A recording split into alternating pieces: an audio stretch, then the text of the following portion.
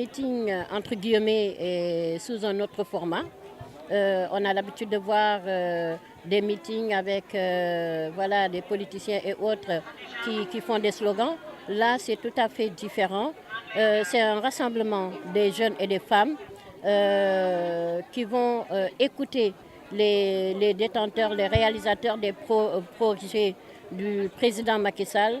Il y a la coordonnatrice de Promoville qui est là, qui va faire une présentation de Promoville. Depuis que ça a commencé, les jeunes et les femmes vont lui poser des questions sur les perspectives de Promoville parce que chacun sait ce que le président a réalisé, qu'on soit conscient ou pas. Il a fait des choses, c'est grandiose, mais ces choses-là devront être mises en œuvre par des hommes et des femmes. Les jeunes, surtout, qui sont le socle de l'émergence et qui sont en premier plan, en priorité dans le programme Yoonu Yokkute qui a été traduit par le PSE.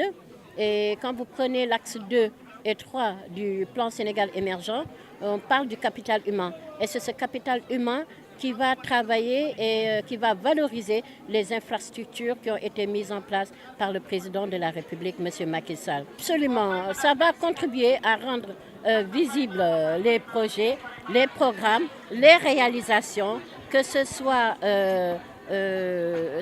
infrastructurelles, que ce soit sociales et autres, et qui sont là pour les mettre en œuvre. Ce sont les jeunes qui ont des diplômes déjà et ceux qui doivent être formés pour prendre à bras le corps ce que le président de la République leur offre sur un plateau. Ils pensent à l'avenir, au-delà de son magistère, en 2035 et au-delà de 2035. Et ces infrastructures sont là pour être valorisées par la jeunesse sénégalaise, pour être valorisées par les femmes. Il y a des milliers d'opportunités d'emploi. C'est pour cela que j'ai invité les détenteurs, ceux qui mettent en œuvre, ceux qui ont les programmes du président de la République, pour qu'ils s'adressent aux jeunes et aux femmes, leur montrer qu'aujourd'hui, au-delà de cette campagne, on va vers les perspectives. Les perspectives, c'est quoi? C'est les jeunes qui vont réaliser les programmes du président de la République. On ne parle plus des réalisations. Chacun a fait ses discours pour les réalisations. Mais les perspectives, c'est quoi? Comment les jeunes vont avoir accès? Quels sont les programmes qui vont permettre aux jeunes de sortir de la pauvreté, de l'oisiveté? Il y a des candidats, évidemment, ils vont signer, ils vont dire oui à tout ce qu'on leur demande parce qu'ils veulent le pouvoir. Mais déjà, au niveau de l'État, le régime Macky Sall a dépassé, a transcendé ce qu'on attendait de l'application de la loi d'orientation. Le président Sall est celui qui a mis à travers le monde, qui a osé mettre des personnes handicapées au sein même du gouvernement, dans tous les ministères. Selon leur domaine de profil, les personnes handicapées ont leur place et travaillent. Et au niveau de l'hémicycle, ainsi qu'au Conseil économique, social et environnemental, au Conseil des collectivités territoriales, à la présidence, moi j'y suis, avec 2 autres personnes handicapées qui travaillent avec moi. Je ne suis pas la seule à la présidence à être une personne handicapée. Et dans tous les programmes, dans les agences et autres, les personnes handicapées ont leur place et travaillent. Quand on voit que la directrice du budget national, je ne sais pas si vous la connaissez, c'est une personne handicapée. Donc ça veut dire que le président, il ne voit que la valeur humaine.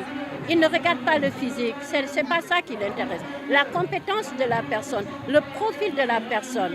Et il y aura encore d'autres recrutements de personnes handicapées. Les infrastructures sont en train d'être mises aux normes, ce qui répond d'ailleurs à la volonté politique du chef de l'État. C'est pourquoi au ministère de l'Urbanisme, il y a le décret qui a été modifié pour que chaque bâtiment puisse répondre aux normes. Et aujourd'hui, vous voyez le terre et autres.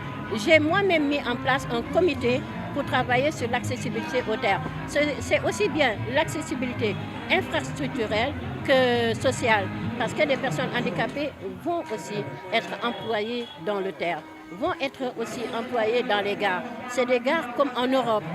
C'est des gares avec un format standard qui répondent à des normes économiques. Donc c'est tout cela que nous voulons montrer à la population, leur montrer qu'aujourd'hui, le Sénégal a dépassé ce que... Vous voyez, au niveau continental, le Sénégal est premier, c'est un pays leader sur l'accès des personnes handicapées dans les politiques publiques. Moi, je forme des gens, je suis allée à Conakry, je suis allée en Namibie pour former des décideurs, aussi bien que des personnes handicapées, pour que les États puissent les introduire dans leur politique, que les politiques soient des politiques de gouvernance inclusive. Aujourd'hui, nous avons le MAEP, le mécanisme africain d'évaluation par les pairs, dont je suis commissaire dans la commission technique sénégalaise. Et les autres pays, le Sénégal les a invités à être au MAEP, à adhérer au MAEP. C'est montrer que le Sénégal est dans la dynamique de bonne gouvernance. Parce que le président Wade avait inscrit le Sénégal dans le processus du MAEP en 2003, mais n'a pas voulu suivre le processus.